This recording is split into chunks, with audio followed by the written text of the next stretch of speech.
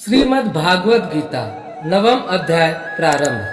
श्री भगवान बोले, तुझ दोष दृष्टि रहित भक्त के लिए इस परम गोपनीय विज्ञान सहित ज्ञान को पुनः भलीभांति कहूँगा, जिसको जानकर तू दुख रूप संसार से मुक्त हो जाएगा। यह विज्ञान सहित ज्ञान सब विद्याओं का राजा, सब गोपनीयों का राजा, अति पवित्र, अति उत्तम, प्रत्यक्ष फल वाला, धर्मयुक्त, साधन करने में बड़ा सुगम और अविनाशी है। हे परंतप, इस उपयुक्त धर्म में श्रद्धा रहित पुरुष मुझको न प्राप्त होकर मृत्यु रूप संसार चक्र में भ्रमण करते रहते हैं। मुझ निराकार परमात्मा से यह सब जगत जल से बर्फ के सदृश परिपूर्ण है और सब भूत मेरे अंतर्गत संकल्प के आधार स्थित है, किंतु वास्तव में मैं उनमें स्थित नहीं हूँ। ये सब भूत मुझ में स्थित नहीं है, किंतु मेरी ईश्वरीय योग शक्ति को देख कि भूतों का धारण पोषण करने वाला, मैं भूतों को उत्पन्न करने वाला भी मेरा आत्मा वास्तव में भूतों में स्थित नहीं है। जैसे आकाश से उत्पन्न सर्वत्र विचरने वाला महान वायु सदा आकाश में ही स्थित है, वैसे ही मेरे संकल्प द्वारा उत्पन्न होने से संपूर्ण भूत मुझ में स्थित है, ऐसा जान। हे अर्जुन, कल्पों के अंत में सब भूत मेरी प्रकृति को प्राप्त होते हैं, अर्थात प्रकृति में लीन होते हैं, और कल्पों के आदि में उनको मैं फिर रचता हूँ। अपनी प्रकृति को अंगीकार करके स्वभाव के बल से परतंत्र हुए इस संपूर्ण भूत समुदाय को बार बार उनके कर्मों के अनुसार रचता हूँ। हे अर्जुन, उन कर्मों में आसक्ति रहित और उदासीन के सदृश स्थित मुझ परमात्मा को वे कर्म नहीं बांधते। हे अर्जुन, मुझ अधिष्ठाता के साकाश से प्रकृति चराचर सहित सर्व जगत को रचती है, और इस हेतु से ही यह संसार चक्र घूम रहा है। मेरे परम भाव को न जानने वाले मूढ़ लोग मनुष्य का शरीर धारण करने वाले मुझ संपूर्ण भूतों के महान ईश्वर को तुच्छ समझते हैं, अर्थात अपनी योग माया से संसार के उद्धार के लिए मनुष्य रूप में विचरते हुए मुझ परमेश्वर को साधारण मनुष्य मानते हैं। वे व्यर्थ आशा, व्यर्थ कर्म और व्यर्थ ज्ञान वाले विकसित चित्त अज्ञानी जन राक्षसी, आसुरी और मोहिनी प्रकृति को ही धारण किए रहते हैं। किंतु हे कुंती पुत्र, दैवी प्रकृति के आश्रित महात्मा जन मुझको सब भूतों का सनातन कारण और नाश रहित अक्षर स्वरूप जानकर अनन्य मन से युक्त होकर निरंतर भजते हैं।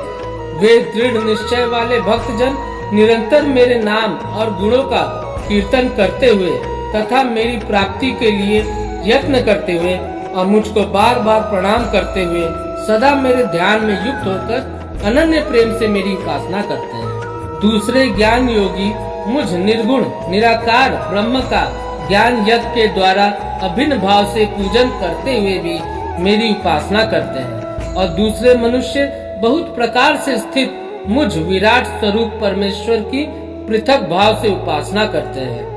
क्रतु मैं हूँ, यज्ञ मैं हूँ, स्वधा मैं हूँ, औषधि मैं हूँ, मंत्र मैं हूँ, घृत मैं हूँ, अग्नि मैं हूँ और हवन रूप क्रिया भी मैं ही हूँ।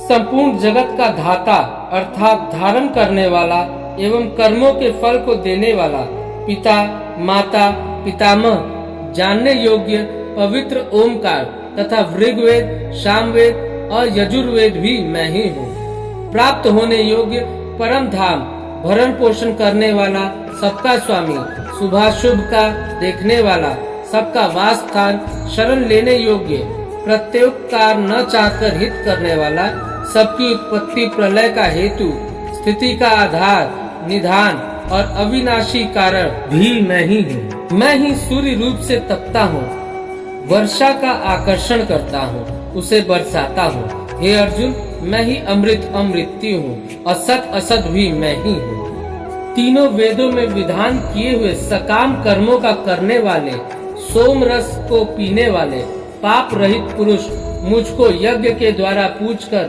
स्वर्ग की प्राप्ति चाहते हैं। वे पुरुष अपने पुण्यों के फल स्वरूप स्वर्ग लोक को प्राप्त होकर स्वर्ग में दिव्य देवताओं के भोगों को भोगते हैं। वे उस विशाल स्वर्ग लोक को भोग कर पुण्य क्षीण होने पर मृत्यु लोक को प्राप्त होते हैं। इस प्रकार स्वर्ग के साधन रूप तीनों वेदों में कहे हुए सकाम कर्म का आश्रय लेने वाले और भोगों की कामना वाले पुरुष बार बार आवागमन को प्राप्त होते हैं, अर्थात पुण्य के प्रभाव से स्वर्ग में जाते हैं और पुण्य क्षीण होने पर मृत्यु लोक में आते हैं।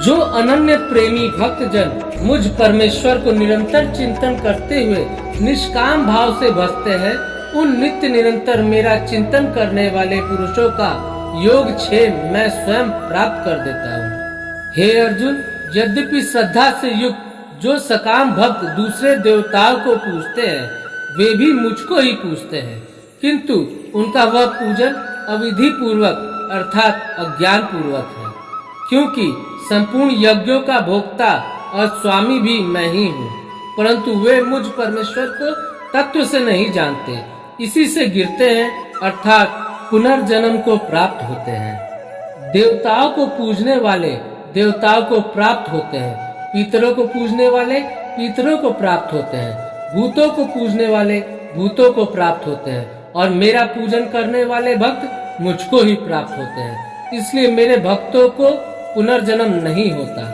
जो कोई भक्त मेरे लिए प्रेम से पत्र, पुष्प, फल, जल आदि अर्पण करता है, उस शुद्ध बुद्धि निष्काम प्रेमी भक्त का प्रेम पूर्वक अर्पण किया हुआ वह पत्र पुष्पादि मैं सगुण रूप से प्रकट होकर प्रीति सहित खाता हूँ। हे अर्जुन, तू जो कर्म करता है, जो खाता है, जो हवन करता है, जो दान देता है और जो तप करता है, वह सब मेरे अर्पण कर। इस प्रकार जिसमें समस्त कर्म मुझ भगवान के अर्पण होते हैं, ऐसे संन्यास योग से युक्त चित्त वाला तू शुभ फल स्वरूप कर्म बंधन से मुक्त हो जाएगा और उनसे मुक्त होकर मुझको ही प्राप्त होगा। मैं सब भूतों में सम भाव से व्यापक हूँ, न कोई मेरा अप्रिय है न प्रिय है, परंतु जो भक्त मुझको प्रेम से भजते हैं वे मुझ में हैं और मैं भी उनमें प्रत्यक्ष प्रकट हूँ। यदि कोई अतिशय दुराचारी भी अनन्य भाव से मेरा भक्त होकर मुझको भजता है तो वह साधु ही मानने योग्य है, क्योंकि वह यथार्थ निश्चय वाला है, अर्थात उसने भलीभांति निश्चय कर लिया है कि परमेश्वर के भजने के समान अन्य कुछ भी नहीं है। वह शीघ्र ही धर्मात्मा हो जाता है और सदा रहने वाली परम शांति को प्राप्त होता है। हे अर्जुन, तू निश्चय पूर्वक सत्य जान कि मेरा भक्त नष्ट नहीं होता। हे अर्जुन, स्त्री, वैश्य, शूद्र तथा पाप योनि, चंडाल आदि जो कोई भी हो, वे भी मेरे शरण होकर परम गति को ही प्राप्त होते हैं। फिर इसमें तो कहना ही क्या है, जो पुण्यशील ब्राह्मण तथा राजर्षि भक्त जन मेरी शरण होकर परम गति को प्राप्त होते हैं, इसलिए तू सुख रहित और क्षण भंगुर इस मनुष्य शरीर को प्राप्त होकर निरंतर मेरा ही भजन कर। मुझ में मन वाला हो, मेरा भक्त बन, मेरा पूजन करने वाला हो, मुझको प्रणाम कर। इस प्रकार आत्मा को मुझ में नियुक्त करके मेरे परायण होकर तू मुझको ही प्राप्त होगा। इस वीडियो को लाइक और शेयर करें। चैनल को सब्सक्राइब करके बेल आइकन जरूर से दबाएं।